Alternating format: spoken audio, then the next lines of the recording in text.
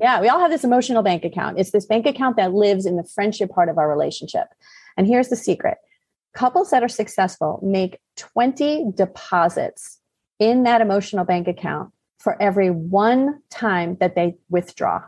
And that's just in everyday interactions, in small little things like walking in the door and saying hello and lifting your eyes and gazing, right? 20 to 1. You're listening to Make Some Noise podcast, episode number 553 with guest Carol Cullen.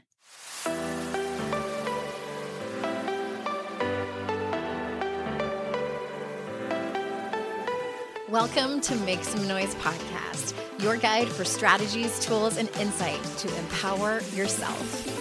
I'm your host, Andrea Owen, global speaker, entrepreneur, life coach since 2007, and author of 3 books that have been translated into 18 languages and are available in 22 countries. Each week, I'll bring you a guest or a lesson that will help you maximize unshakable confidence, master resilience, and make some noise in your life. You ready? Let's go. Hello, everyone. Welcome to another episode of the podcast. I am so glad that you are here. If today's name of the guest sounds familiar, it's because this is an archived post. This is the second of 2 archive posts that I'm bringing you as I am winding down on a sprint that I have going on here in my personal and professional life. And it was one of my favorites. Last interview was also an archived episode from Dr. Ellen Vora, who's one of my favorite people in the world, all about anxiety. So if you missed that, I definitely recommend going back. It was just rapid fire of me asking questions. It was so packed full of great information from her. Definitely go check that out. And today's guest, this archived episode, I'm bringing you Carol Cullen, who is a therapist, who's a very specific kind of therapist. I was really interested in bringing someone on who was certified in John Gottman's work. I talk about him and his books fairly regularly here on the podcast, and we'll definitely dive into it, but it just has been so impactful and helpful in my life and in my relationships. I wanted to bring on a therapist who was specifically certified in his work. So you'll hear, of course, more about that and exactly what that looks like. And also, the last thing I wanted to mention before we jump in is that I am looking for maybe like 2 or 3 of you who are looking for a coach. And maybe it's me for some private one-on-one work. Head on over to andreaowen.com/links and you'll check out the link to my coaching page. That particular page is very, very specific around the type of client that I work best with. That be you, perhaps. The type of coach that I am, like how I specifically show up for my clients, because every coach is different. I may not be the one for you, or we may be a perfect fit. And also the 3 sort of patterns that I have seen over and over again in the last decade and a half of what it is that my clients bring to coaching. Because many times people like the idea of coaching, but then they think, well, I don't know what topics I would bring. I don't know what I really want to see major change in my life. What are those? So it's all over there.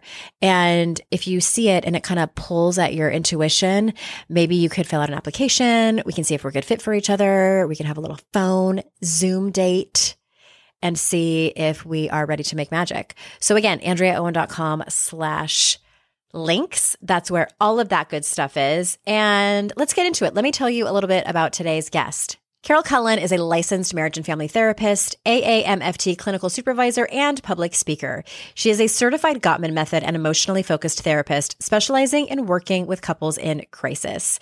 She has a group practice in Wake Forest, North Carolina, where she helps couples learn practical tools to reconnect with their partner and create a lasting love. So without further ado, here is Carol. Carol, thank you so much for being here. Thank you. I'm so excited to be here with you today.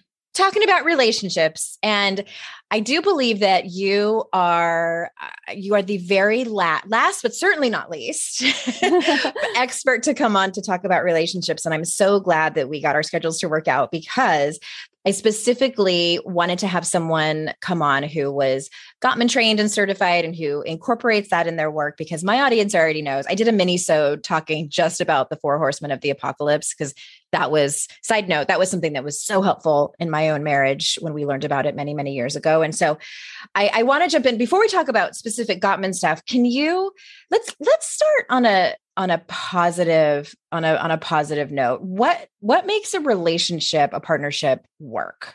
I know that's like a super broad question, but feel free to talk as much as you want about that. It's been a mystery for so long. And I feel like I've been fascinated with relationships my whole life. Like as a young girl, I've just always been fascinated with what makes relationships work. I've always watched people, I had 2 older sisters, and they were like 10 years older than me. And they were always dating when I was younger, and I would watch them, dating. And I was just fascinated by relationships. And I watched my parents and, aunts and uncles and how they connected and communicated, and just searching to try and understand what was this magic that was happening in relationships, which kind of led me to wanting to be a couples therapist and trying to help other couples find this magic, right? But I never really could understand what exactly was the recipe until I was introduced to John and Julie Gottman's work. Mm-hmm. And gosh, that was probably back in 2004. I went to a conference and they were speaking there. And I was just enamored. I immediately fell in love with the method, the model, the research, because they seem to have found this recipe for success in relationships that I'm going to share with you in a minute. But it gave me hope that there was some answers to this mystery of what made a relationship work. I think a lot of people wonder, do you just spend time together? Is it just about sex? Is it just about how we communicate? What's the combination? What's the recipe to make a marriage work, right?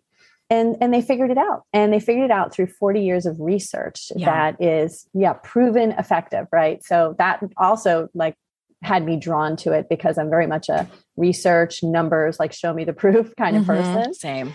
Yeah. So I think what we found was that there are 7 components to a healthy relationship. And they spell this out in one of their books called The 7 Principles for Making Marriage Work. But I'm going to explain it to you. You ready? Okay. So are we getting into the recipe? Because I just wrote that down. I'm like, make sure you don't forget, Andrea, to circle back to that. Yeah. We're going to talk about the recipe. Okay. Right here. Okay, good. This is good, right? You ready? Perfect. Yes. Awesome. Okay. Well, the first thing is that they discovered that there were 2 things that were really important in a relationship.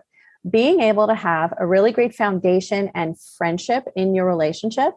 And then also being able to manage conflict in your relationship, right? That's kind of the broad description. 2 things, friendship and managing conflict. And then they break it down from there. So here's the 7 things. First thing is building love maps. And a love map is described by the Gottmans as understanding and knowing your partner's internal world.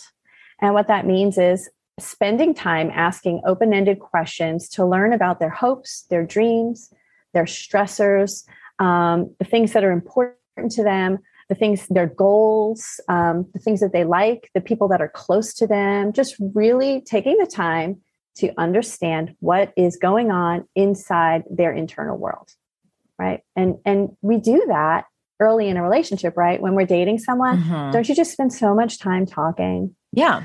Asking questions. Yeah. It's like going on that first date. You want to know everything about your partner. You want to learn who they are, what's important to them. And then as we move into more of a committed relationship and the stress of daily life, we stop doing that. We stop figuring out what's important to our partner, and we stop asking. So I think that's one of the qualities of a healthy relationship, is continuing to ask those questions and continuing to learn who our partner is, because we change and grow all the time. So I want to ask you a question about that specifically. So the step 1 love map, is that sort of finding out and getting curious about your partner's hopes, dreams, and goals in a committed relationship, or in life in general? In life in general. I think that's, you want to know about everything that's important to them, about their daily life, and not just when you're in a committed relationship, but even when you're dating. It's important to get to know someone, because this may be the person that you're going to be with for the rest of your life. And you want to make sure that you're in alignment with your values, your hopes, your dreams, and figure out if this person is actually a person that is open and transparent with the way that they communicate about their heart. That's an important piece of that whole thing. I feel like. Right. Yes. Exactly, because not everyone is that open with Right. sharing what's going on in their internal world, and they probably have really good reasons that they're not open in that way. Sure. They're not trying to just be an asshole. Like it's for like Right. self-protection Exactly. or previous trauma or whatever beliefs they have. That's right. Yeah, we do tend to protect ourselves if we've been hurt in the past, and maybe we're not even aware that that's what we're doing. It becomes just a habit, and we've been doing it so long. So, getting to know someone and see is this person open to sharing their love maps with me? That's an important thing too, is just finding out, are we compatible in that way? Do we want to share at the same level? Okay. That's step one, or Step the first one. Yeah. That's the first one, first component. Okay. Second component, sharing fondness and admiration with your partner. So what this means is, a lot of times we think really wonderful things about our partner, like what a great person they are. They're kind, they're honest, they're loyal. We think these things in our mind, but we don't verbalize it or express it to our partner on a day-to-day basis. We kind of keep it inside. And again, not intentional, maybe just not what we're used to doing, not used to sharing in that way. There's something vulnerable about expressing to someone how we feel about them.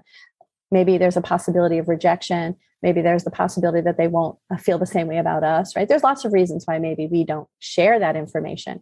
But in a healthy relationship, they share this with their partner and they let them know that they are respected, admired, appreciated for the qualities that they have and the person that they are. And they do this regularly.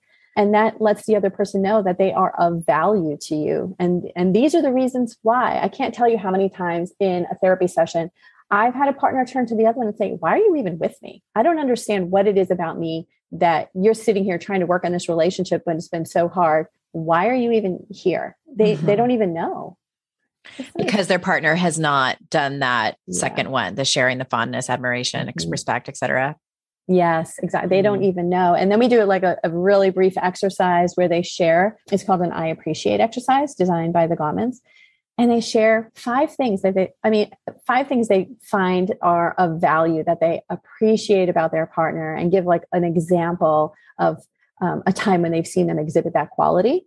And I mean, people are breaking down and I'm like, what is that like for you? Like, I've never heard that before. I didn't even know that was something you appreciated about me. Yeah. Oh my gosh. Okay. All right. Yeah. So the third one.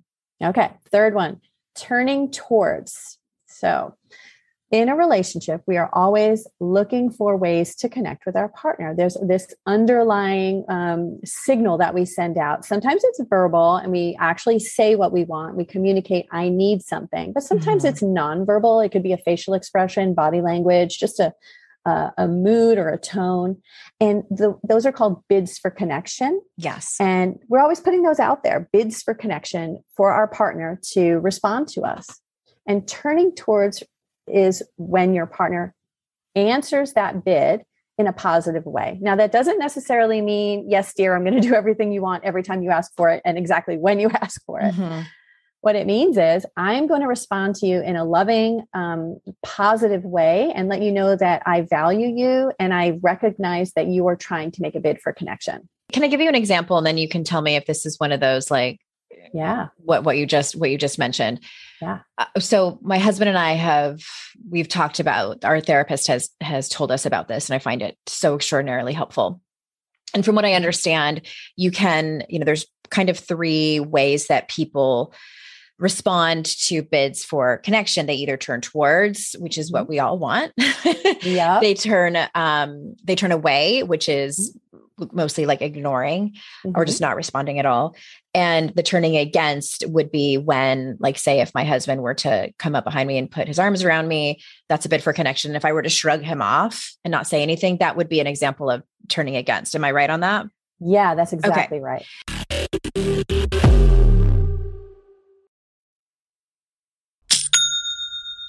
Shopify's already taken the cash register online, helping millions sell billions around the world. But did you know that Shopify can do the same thing at your retail store?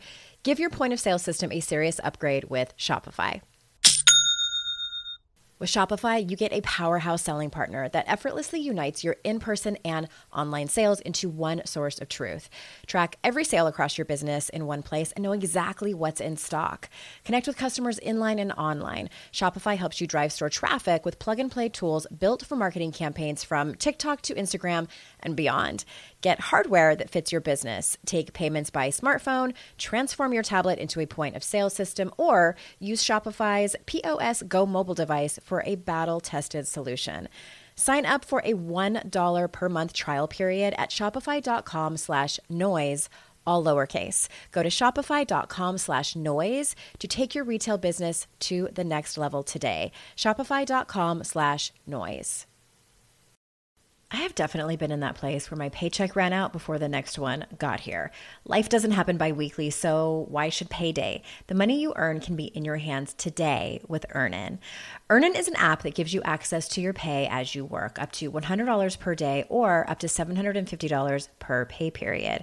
Just download the Earnin app and verify your paycheck. Then access up to $100 a day as you work and leave an optional tip. Any money you access plus tips are automatically repaid from your next paycheck. You can use Earnin to pay for a girls' night out, a last-minute gift for a loved one, or even summer camp for the kids. Make Earnin a part of your financial routine and join Earnin's over 3.5 million customers who say things like, when I think about Earnin, I think about financial stability, security. It gives me a lot of peace of mind. Download Earnin today, spelled EARNIN, in the Google Play or Apple App Store. When you download the Earnin app, type in Noise under podcast when you sign up. It really, really helps the show. Noise under podcast. Subject to your available earnings, location, daily max, and pay period max. See earnin.com/TOS for details. Earnin is a financial technology company, not a bank. Bank products are issued by Evolve Bank and Trust, member FDIC.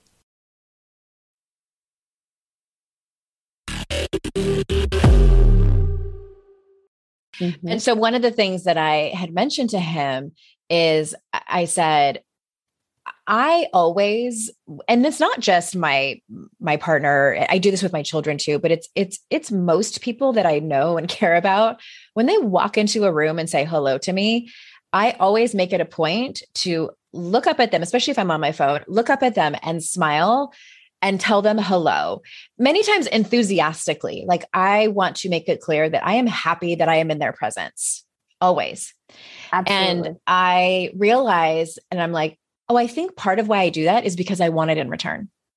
And it hurts me. Like, it feels like a little stub in the heart when I don't get it back. And if it's once in a while, if the person is genuinely preoccupied with something, of course I'm going to give you a break. Like, I'm not going to be like, pay attention to me. But if someone's just like scrolling through their phone, like aimlessly, and they have the opportunity to look up and they don't. So that would be, in my book, I look at that as turning away. And so I asked my husband, I'm like, this is something I would really appreciate if you made sure to make it a priority. So when I walk into a room, if you are able, and I say hello, then you acknowledge me, even if you have seen me 1,000 times before and we've been married for 15 years. Like, it's still important to me. So is that an example of like a genuine, okay, so I'm not, because I still a little bit. You're not crazy. You're not overreacting. Like, that is exactly it. I can't tell you how many times I talk to couples about like greetings. Like, it's so important when someone walks into your home that you greet them. Yeah. It means so much to feel welcomed into the home. Yeah. And to acknowledge someone when they walk in. It's so important. I'm going to tell you a secret. You want to hear a secret? Yes. More than anything else in the world. Yes. Yeah. So here's a secret. So what Gottman found out was that couples that are successful and have healthy relationships, they have, well, all relationships have this, an emotional bank account. Have you heard that term? Yes, I think so. Yeah, we all have this emotional bank account. It's this bank account that lives in the friendship part of our relationship. And here's the secret. Couples that are successful make 20 deposits in that emotional bank account for every one time that they withdraw. Yes. I think I've read that somewhere, probably on Gottman's website. Oh yeah, for sure. It's a big one. So 20-1 is the ratio for couples that are successful, happy, and healthy. They make 20 deposits for every one withdrawal. Okay. And that's just in everyday interactions, in small little things like walking in the door and saying hello and lifting your eyes and gazing, right? 20 to 1. It feels like a huge number, but it's really small things. It's acknowledgement, acceptance. It's a smile. It could be, brushing against your partner when they walk by. It's little things that we don't realize put money in that bank, because you know what? We're going to need that bank account to be really full, because eventually we're going to mess up and we're going to be scrolling on our phone and not pay attention, or we're going to say something that hurts our partner, because we're human beings and we all have flaws. Right.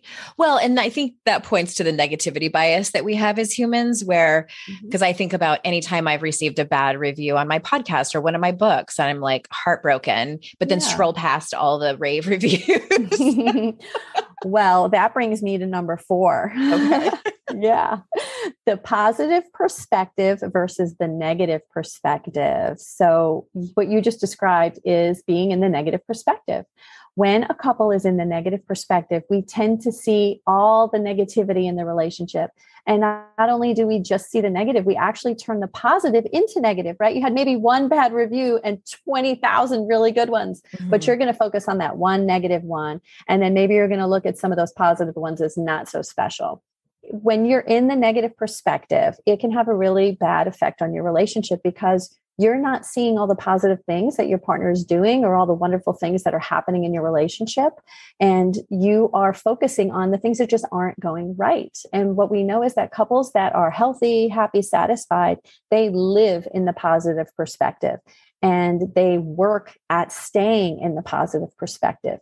They focus on the things that are going right in the relationship, and they create opportunities for positive interaction and share the positive things that they see happening in the relationship with their partner.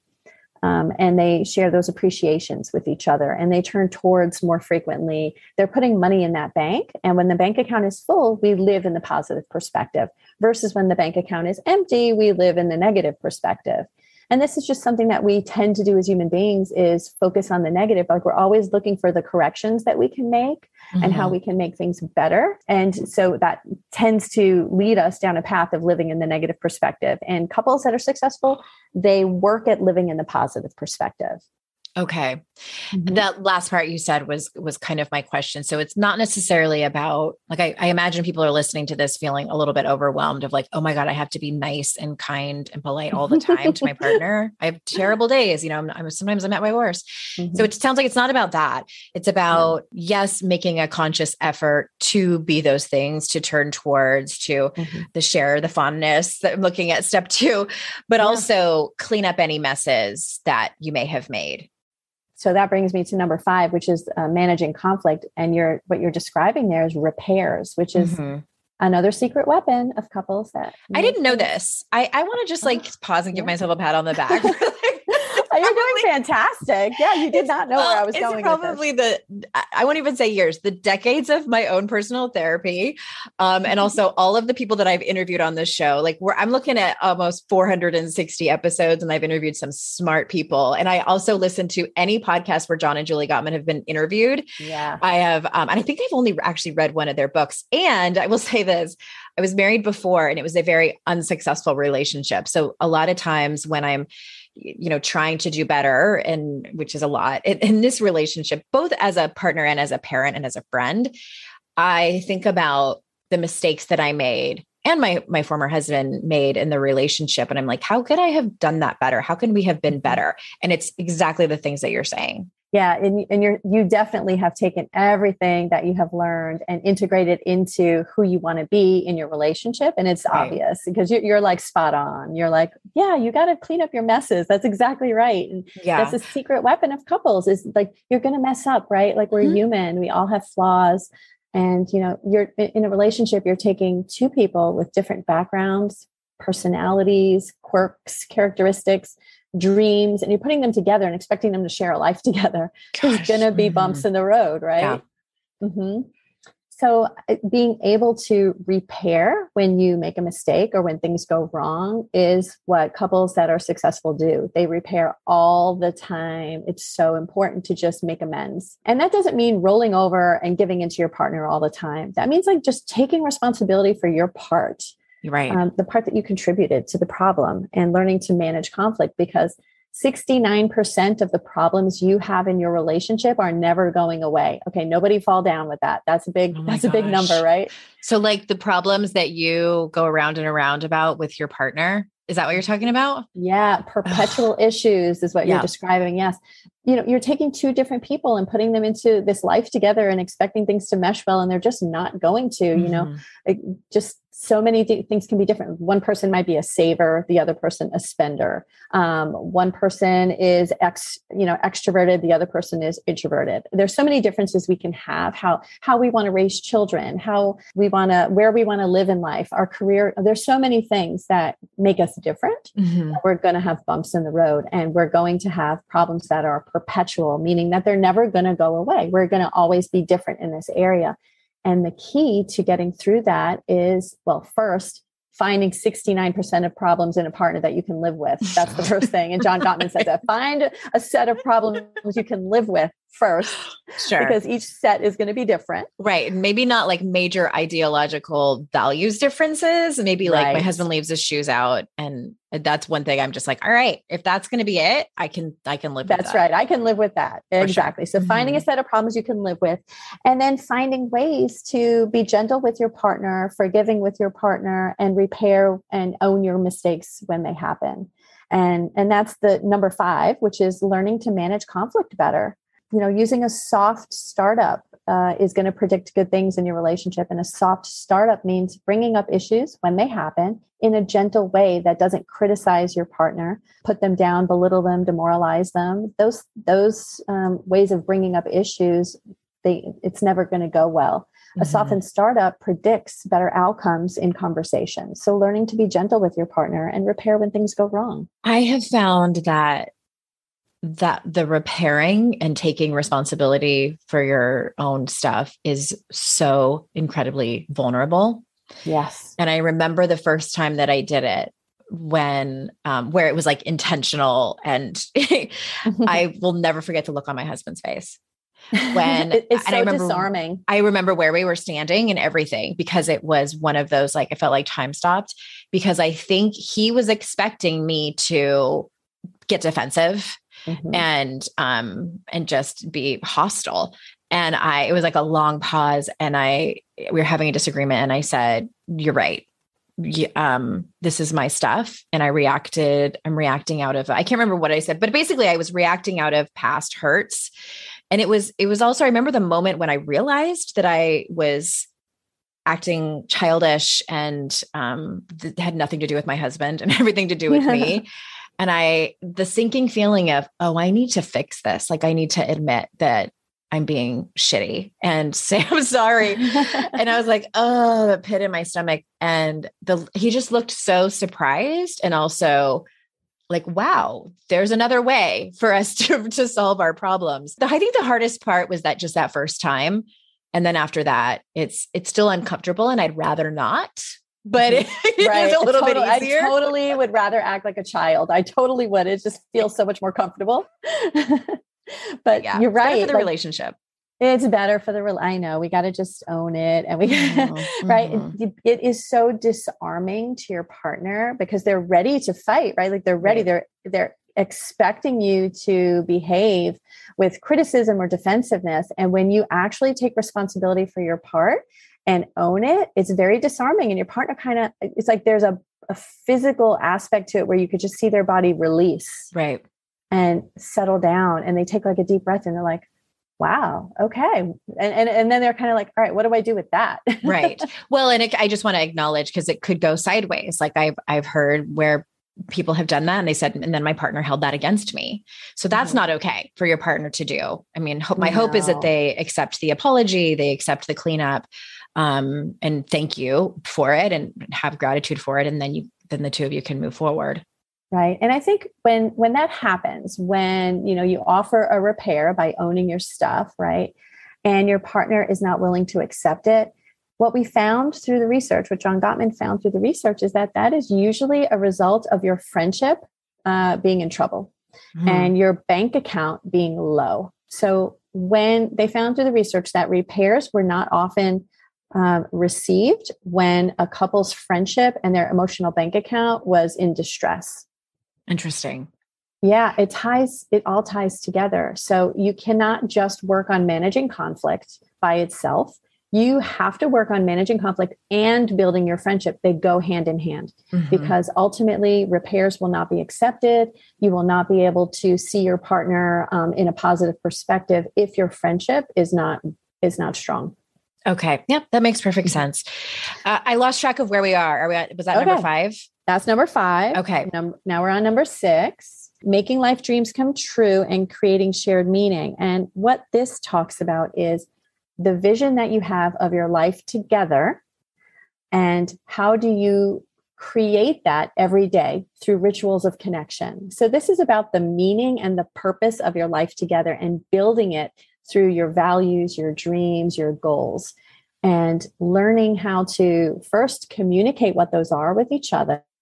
So taking the time to talk about like, what are your hopes and dreams? What do you want your life to look like? What path are we on? Are we on the same path together? Did I pick a partner who wants the same things in life that I do? And then part B to that is, how do we create that life even now in our day to day? How do we start, stepping up on that ladder one step at a time to get to that place that we want to be later on in life? And are we on the same path? Do we want the same things? So when you think about a couple who maybe has a goal of retiring and having a second home, vacation home, maybe on an island in the Caribbean, right? That's going to be their vacation home, but they have to start saving for that now. Are they on the same page about finances? Do we want the same things? Or is my partner out there spending frivolously and not really paying attention to our dream of this future together? That might send the message that we're not in alignment as a couple. We don't have the same values about things. We don't want the same things. And that can cause a lot of conflict in a relationship. Yeah. So, when couples are in alignment, that's what helps to get them through the rough times day to day, because they have this bigger picture of what their life is going to look like down the road. And they know that they're in sync. I love that, because my husband and I are, middle age. He just turned 50. I'm 47. And so we've started to have the conversation about, and we have for about at least 5 years now, about what we want our retirement to look like. We did not have that conversation when we were dating. I'm so glad we're on the same page. Right. Imagine if you weren't, right? Like he wants to sail around the world and you want to have, a mountain house and live in the woods, right? That's going to be a problem. Yeah. I mean, it's mostly the same. I think we have a little bit of variation, but I think that's one of the things I would tell my children that I didn't know was like, have those I wrote about this in my last book about money is the best time to have that conversation about, what are your feelings about debt? How are you? Did you already start investing? Do you have a financial advisor? Like what are your feelings about that? Have that right. on the first or second date. That's right. Like, that's right. Yeah. I mean, I work with a lot of couples. They're singles now. So coming out of a relationship and they're single again and they're starting dating again. And I'm like, you need to have these conversations because maybe you're financially established. You want to date someone that also is conscious about money. You don't want to date someone who is in a lot of debt, who doesn't, take responsibility for their finances. You want to know those questions early. Like time is ticking here. Right. You don't want to waste 18 months with someone and then find out that you're not compatible in that way. These are conversations that help you to see if you can create a life together and create shared meaning, have purpose. 100%. Yeah. So important. So what's number 7? Last one is quick and easy: trust and commitment. Okay. You have to have trust in your partner that they are going to ultimately in their actions and their words, be the kind of partner that has your back. Okay. And that just kind of is the general explanation of trust, right? Like I need to know I can count on this person. I can be vulnerable with this person. They're going to have my back. And commitment. I mean, it's kind of foundational. Yeah. Okay. Yeah. So we'll put the link to that book in the show notes. Okay.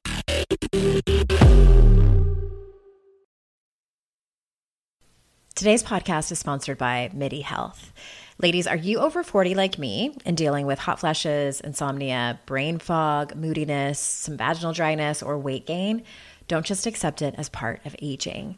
These symptoms are often linked to hormonal changes during perimenopause and menopause. At MIDI Health, they get it. Their experts know what you're going through and how to help. MIDI clinicians are menopause specialists offering safe, effective, FDA-approved solutions. And guess what? MIDI Care is covered by insurance. So stop pushing through it alone. Schedule a virtual visit and dive deep into your unique symptoms and health background. You'll walk away feeling heard and with a plan to start feeling better. Visit MIDI Health today and reclaim your well-being. You deserve to feel great. Book your virtual visit today at joinmidi.com. That's joinmidi.com. joinmidi.com.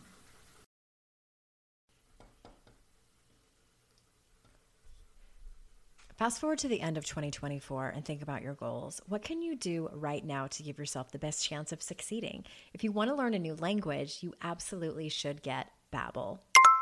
Don't pay hundreds of dollars for private tutors or waste hours on apps that don't really help you speak the language. Babbel's quick 10-minute lessons are handcrafted by over 200 language experts to help you start speaking a new language in as little as 3 weeks.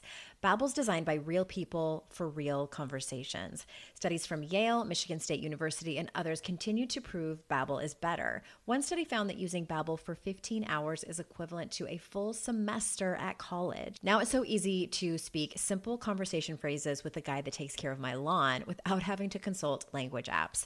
Here's a special limited time deal for our listeners. Right now, get up to 60% off your Babbel subscription, but only for our listeners at babbel.com/noise. Get up to 60% off at babbel.com/noise, spelled BABBEL.com/noise. Rules and restrictions may apply.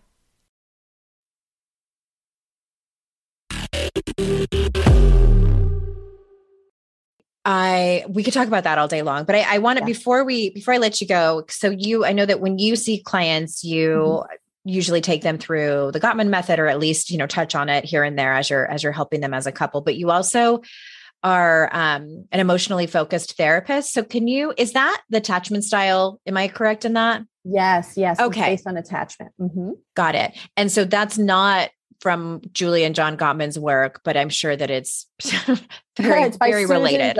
It's by Susan Johnson. That's right. Okay. Yeah. She worked closely with John Gottman, and they've done several seminars together and trainings. And Gottman's work does have a lot of emotionally focused therapy components to it, within it. But it is different in that her theory is based on the idea that we build attachments, obviously in childhood, to our primary caregivers. And that style of attachment is also the kind of attachment that we create with our partners in life. And that we reenact some of those old attachments in our current relationships. And we're trying to heal ourselves in our relationships. We're trying to have healthy relationships, but some of those old negative patterns that we've created to cope and survive in childhood don't always work in our new relationship with different partners. Mm-hmm. So her model is about healing. I think one of the best realizations I ever had, but also difficult to realize, was that my partner was not responsible for healing my childhood wounds. And I mean, it's not like I was like scrolling through Match.com and like, who do I think is going to be best for healing my daddy issues? Like, no, like not consciously, unconsciously, of course. But when I actually read Getting the Love You Want, and by Harv Hendricks, which he talks a lot about that. He has his own kind of, theory and the way that he describes it. But that was a head explosion of just and then thinking back on all of my behaviors and like, oh my God. I know, you almost want to shut that door. Life. Yes. Can't unsee it though. But it's so much freedom. It took me a minute to get to that place of feeling freedom for taking radical responsibility for my own wounds and my own healing. But I'm like, can he just do it for me? Well, I do believe that he plays a part, right? Okay. There's this part where you have to own your own stuff, and you have to know what your own stuff is. And I read that book too. And also my head exploded. I'm like, oh my gosh, I am really messed up here. I've got a lot of trauma from the past. I got a lot of stuff that I've got to work on. And I didn't realize how much is kind of playing out in my relationship. So there's that piece, right? You got to own it. But then there's this role that your partner plays in teaching you how to create a secure attachment in your relationship. And that's the part that you do together. And, they're doing it for you, but you're also doing it for them. Like they're not perfect in the relationship. They also bring their own trauma and baggage and parts that need to be healed as well. And they chose us for those same reasons. And we fit into their life in that same way to create a wholeness in the relationship for both partners. And if we can see ourselves as the key to their healing and them being the key to ours, and we both work together at creating a secure attachment, then it's a beautiful thing to have that kind of a safe, secure bond with another person. It just frees your heart and it gives you such a sense of security, confidence, bravery, that you can go out into the world and do just about anything because you have such a strong anchor in your life. Yeah, I love that. And can I add too that I've heard this before from either clients or friends that they'll reveal that they have come to the place where they know what their triggers are, what their wounds are from their childhood. And then they'll say, and my partner knows it, and have found that they use that like as a way to manipulate. And I am like, absolutely not. Like, I find that abusive. And I think that points to, I think it was like the 6th or 7th key in what you're talking about trust. It's like, I think when your partner finds out, or you reveal vulnerably, whether it's just in conversations or in therapy, like, here are the ways that I feel where I get squirrely. For me, it's like when my husband leaves, like he'll get in the car. He hasn't done this in years, but like he would get in the car and leave when we would get in a disagreement because he needed time to process. I took that as he is planning his divorce from me. Like I should just get online and go look for apartments right now because this is it. And so there are people out there who will use that and do that on purpose to their partner. And I'm like, no, like I find that just so. Yeah, no, that's totally not okay. Red flag. It's a red flag, but it makes me wonder, like, what are their own hurts? Why is it that they do that? What are they protecting? You mean the person who's the perpetrator? Yeah. And maybe it's the therapist in me. Like I get really curious about that. And maybe that's important for the partner to be curious about too. And when you're not in the middle of a fight, to have a conversation about that and to ask more about, why is it that you do that? What is that? What purpose is that serving for you? Are you protecting something? Do you feel threatened? Why would you do that? And help me understand better, because I want to be a better partner to you too. Yeah. Because sometimes people are just very protective and have really good reasons for doing what they do, even though it hurts the other person. Right. It could be like they're wanting power and control. It could be a multitude of reasons. Maybe they've been hurt in the past in that same way. I don't know. There's people have lots of reasons why they might do that. But then there's the flip side of that there are some folks that really just want to hurt their partner. And then that's toxic and that's not okay. And you'll need to protect yourself from that. Yeah. Humans are complicated. I always come back to that statement at the end of the day and at the end of these kinds of conversations.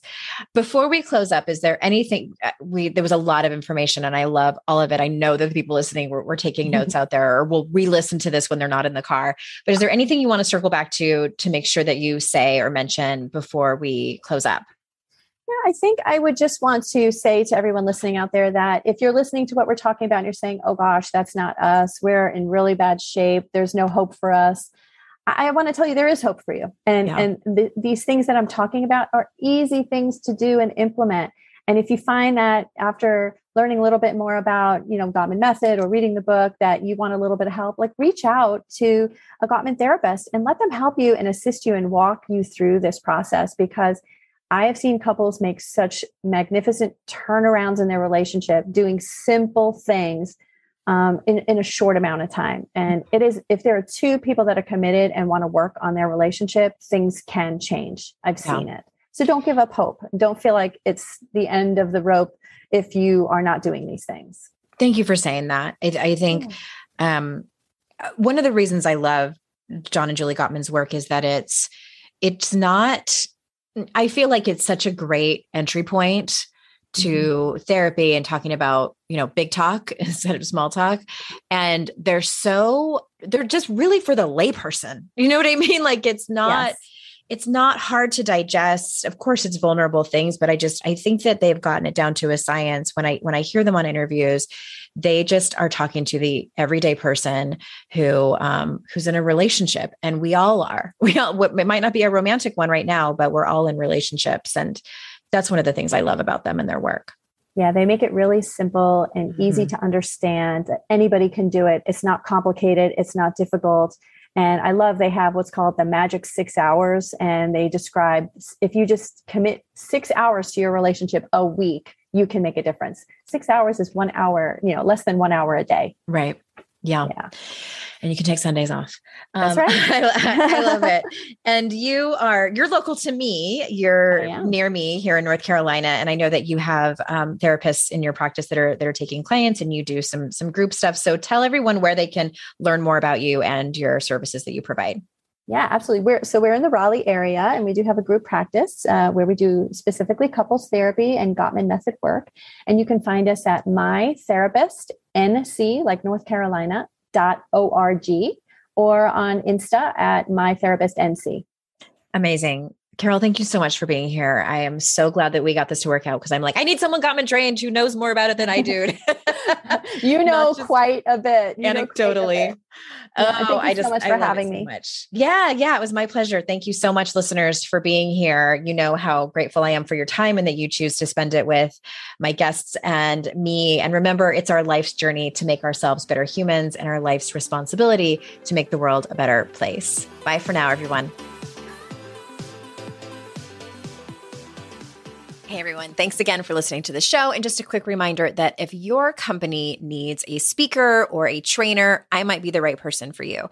I speak and do keynotes on confidence and resilience for mixed audiences, as well as do trainings on the Daring Way, which is the methodology based on the research of Dr. Brené Brown. So if you think it might be a good fit, hit me up at support@AndreaOwen.com or head over to my speaking page, AndreaOwen.com/speaking.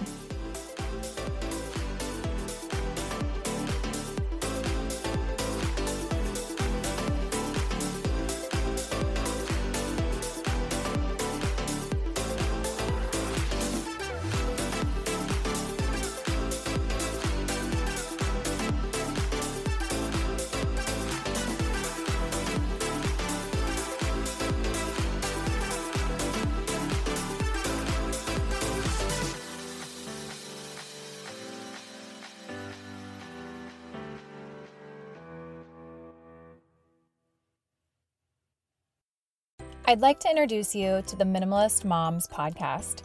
It's hard enough being a mom, and the last thing you need is stress from too much stuff and an overcrowded schedule. For too long, I lived with the mindset that bigger was better, and the more I added to my life, instead of feeling better, I felt overwhelmed. It was time for a radical new mindset. Less is more. I'm not into extremes. I didn't throw everything away. My brand of minimalism is more about adding than subtracting. Get rid of the excess to make room for what you love. In other words, it's about living life with purpose. I hope you'll listen in, and my guest and myself can inspire you to think more and do with less. The Minimalist Moms podcast, available wherever you listen to podcasts.